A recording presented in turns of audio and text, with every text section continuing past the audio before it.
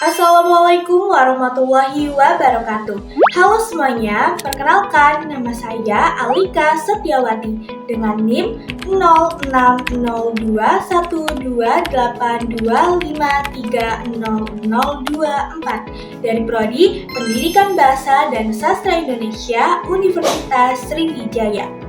Bahasa Indonesia yang ditetapkan sebagai bahasa persatuan dalam Sumpah Pemuda pada tanggal 28 Oktober 1928 menjadi lambang identitas nasional yang melampaui batas etnis dan budaya. Sebagai bahasa nasional, bahasa Indonesia berfungsi sebagai sarana komunikasi antar suku dan serta penguat solidaritas nasional. Selain itu, sebagai bahasa negara yang diatur dalam pasal 36 Undang-Undang Dasar 1945, bahasa Indonesia digunakan dalam konteks resmi seperti pemerintah, pendidikan, hukum, dan diplomasi.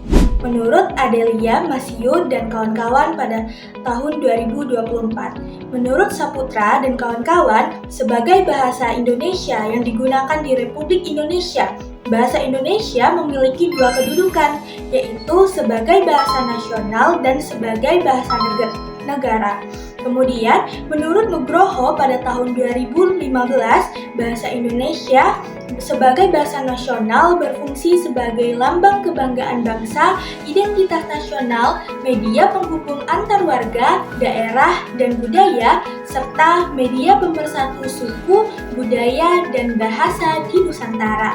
Sedangkan bahasa Indonesia sebagai bahasa negara berfungsi sebagai bahasa resmi kenegaraan, bahasa pengantar pendidikan, alat penghubung tingkat nasional, dan alat pengembangan kebudayaan, ilmu pengetahuan, dan teknologi. Menurut Gloriani, bahasa Indonesia bisa menjadi rusak atau bahkan musnah jika masyarakat Indonesia sebagai pemilik dan pengguna bahasa Indonesia tidak menjaganya, melindunginya, melestarikannya, atau tidak menggunakannya secara baik dan benar. Ketidakkonsistenan sikap bangsa Indonesia terhadap bahasanya sendiri juga patut dipertanyakan.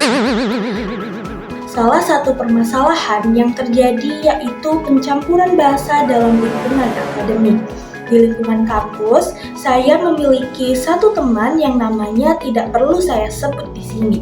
Ketika ia sedang berkomunikasi di kelas, misalnya menjawab pertanyaan dosen saat awal berbicara, memang ia menggunakan bahasa Indonesia, tetapi lama-kelamaan ia berbicara dengan campuran bahasa daerahnya.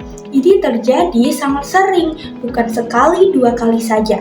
Salah satu faktor yang mempengaruhi hal tersebut karena ia tidak terbiasa menggunakan bahasa Indonesia pada komunikasi sehari-hari. Ia sering berinteraksi menggunakan bahasa daerahnya. Mahasiswa memiliki kecenderungan bahwa bahasa daerah adalah bahasa pertama mereka dan bahasa Indonesia adalah bahasa kedua mereka. Maka tidak heran jika pengaruh bahasa ini menimbulkan kesalahan dalam berbagai bidang di linguistik. Hal ini karena pengaruh bahasa daerah terhadap bahasa Indonesia yang terlalu besar, menurut Haruna dan Basrul pada tahun 2018. Jika dibiarkan, hal tersebut dapat mempengaruhi kemampuan seseorang dalam menyampaikan gagasan secara jelas dalam lingkungan akademik.